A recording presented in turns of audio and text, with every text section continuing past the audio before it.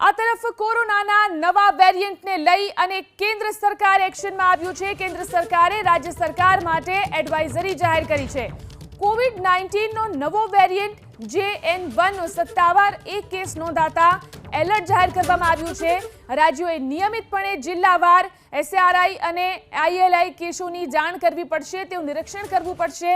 રાજ્યોને મોટી સંખ્યામાં RT-PCR ટેસ્ટ સહિત દરેક જરૂરી ટેસ્ટ કરવા માટે સલાહ આપવામાં આવી છે। આ ઉપરાંત જીનોમ સિક્વન્સિંગ માટે પ્રયોગશાળાઓમાં પોઝિટિવ સેમ્પલ મોકલવાની સૂચના આપી દેવામાં આવી છે।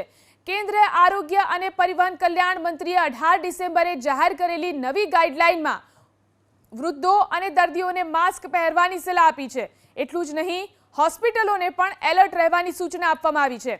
તો આરોગ્ય વિભાગને દરેક સ્થિતિ ઉપર નજર રાખવાના આદેશ કર્યા છે। હાલ આરોગ્ય મંત્રાલયના ડેટા અનુસાર સમગ્ર દેશમાં 1800થી વધુ કોવિડ કેસમાં 1600થી વધુ કેસ કેરળમાંથી સામે આવ્યા છે। કેરળમાં કોવિડના કારણે 4 લોકોનું મૃત્યુ થતા કર્ણાટકે સાવચેતી રાખવાનું શરૂ કર્યું છે।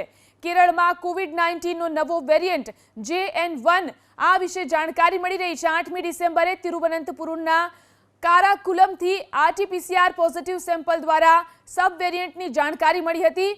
તેમજ શનિવારે 2 લોકો મૃત્યુ પામતા અહીં લોકોમાં ફરી કોરોનાને લઈને ડર જોવા મળી રહ્યો છે।